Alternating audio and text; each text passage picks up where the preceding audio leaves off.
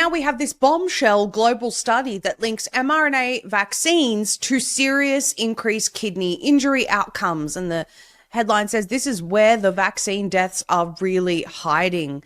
So a recent study led by Dr. Hyun Sok Hwang from Kyung-hee University Medical Center in South Korea, published in Scientific Reports, raises significant concerns about vaccine-associated kidney injuries. The researchers analysed over 120 million pharmacovigilance reports from the WHO's own Vigibase, covering adverse drug reactions reported globally from 1967 to 2022.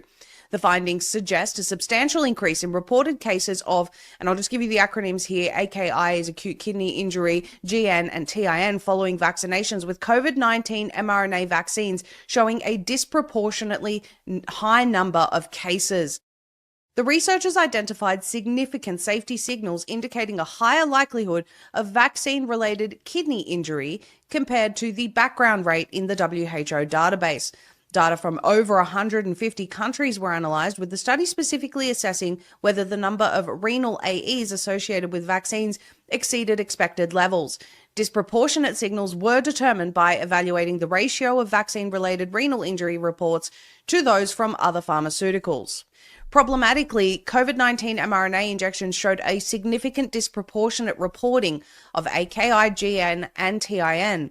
The ROR for AKI was 2.38, meaning individuals receiving these injections reported AKI at more than twice the rate of other drugs in the WHO database. But renal AEs surged post-2020.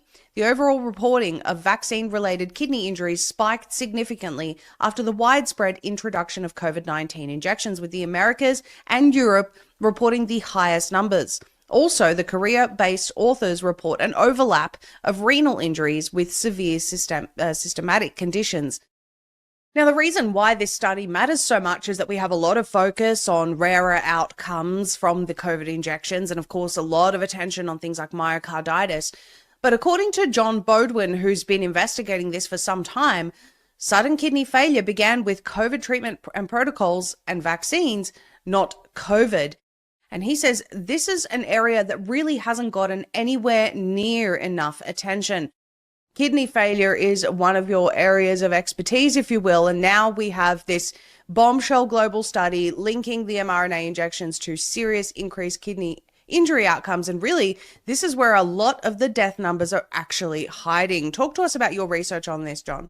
Let me give you an idea. In Massachusetts alone, 3,500 excess, more than normal. Acute renal failures in the last 3 years, 4 years now. So it's closer to 4,000 now. The numbers just keep going up. Turns out that the linearly increasing signal coincides with the rollout of the COVID vaccine. As people took more of them, the kidney failures went up. I looked at the United States, then I started doing states. 15,000 excess, more than 15,000 excess in Florida alone. Wow. Imagine losing 15,000 more people than normal from acute renal failure, and nobody says anything. It's there. It's over 220,000 across the United States now.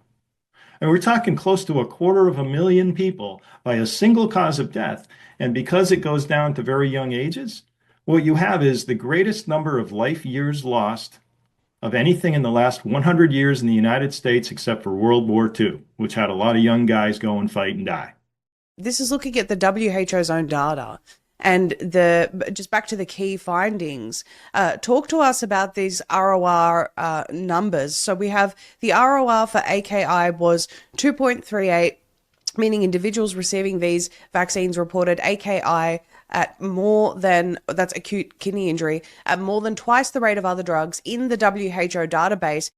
In the AKI, but the glomerulonephritis, I think it was 13 times, 13 times. That's with the mRNA COVID vaccine specifically. So if you look at mRNA COVID vaccine, it's 13 times. You know, when a 45-year-old dies and their parents are still living, you've got two grieving parents and they have 3 or 4 children and a wife or a husband.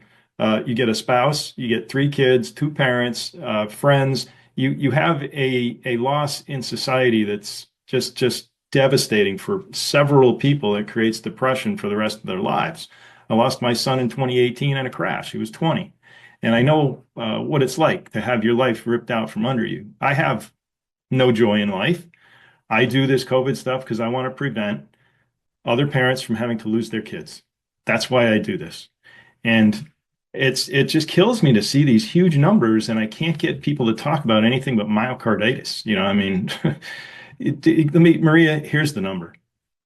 Excess deaths from renal failure since COVID began is 150 times more than excess deaths from myocarditis.